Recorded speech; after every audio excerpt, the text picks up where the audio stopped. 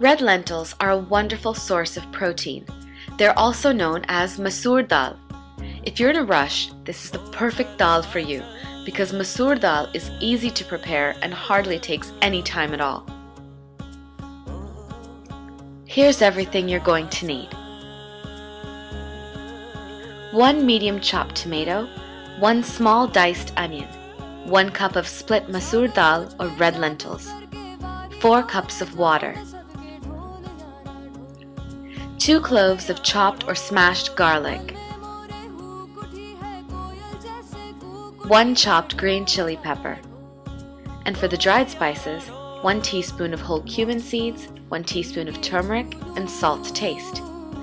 I'll also be using 2 teaspoons of canola oil, but any vegetable oil of your choice will work just as fine. I'll be using a pressure cooker, but you can use any vessel as long as it's large enough. Before you do anything at all, make sure and wash the dal. Do this by rinsing and draining the water a couple times until it's as clear as possible. When the dal is clean, let it soak in 4 cups of water while you prepare the tempering. Turn up the heat to medium-high and let's get started. Begin by heating the oil in the cooker and add the onion, garlic, and the green chili pepper. Now add the tomato.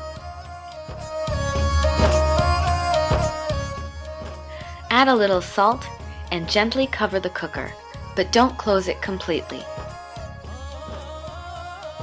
After about a minute, the tomato should be tender and the onions translucent.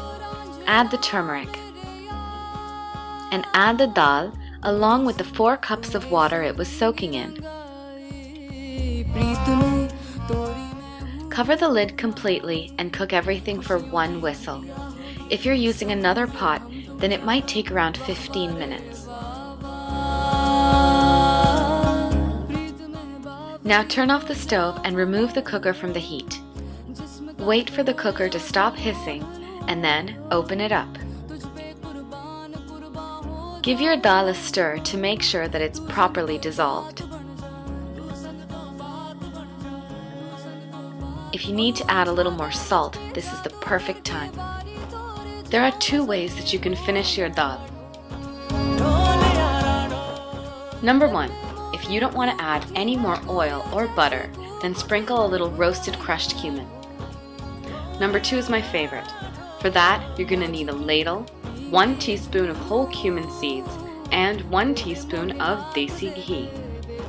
Turn up the heat and let's apply a jeere ka chonk. Put all the components into the ladle and keep the ladle on top of the stove element.